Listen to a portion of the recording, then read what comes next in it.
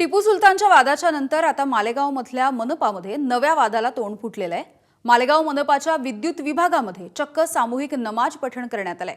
मनपामध्ये नमाज पठण केल्यामुळे मालेगाव शहरामध्ये सध्या चर्चेला तोंड फुटलंय।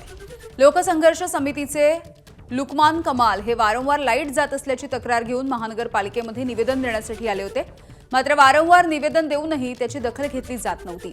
अखेर कमाल यांनी नागरिकांसह मनपाच्या विद्युत विभागामध्ये ठिय्या आंदोलन केलं, मात्र त्याच वेळेला रमजान काळामधल्या संध्याकाळच्या नमाजची वेळ झाल्यामुळे कार्यालयामध्येच नागरिकांनी नमाजचं पठण केलंय। हा व्हिडिओ सध्या व्हायरल होतोय आणि आता कारवाईची देखील मागणी होतीये।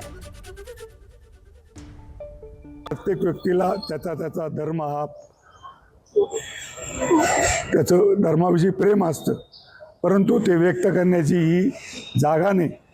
आणि म्हणून मी मालेगाव शहरातील तमाम जनतेला आवाहन करेल की आपण सर्व मिळून या मालेगाव शहराची शांतता अबाधित कशी राहील यासाठी प्रयत्न करू।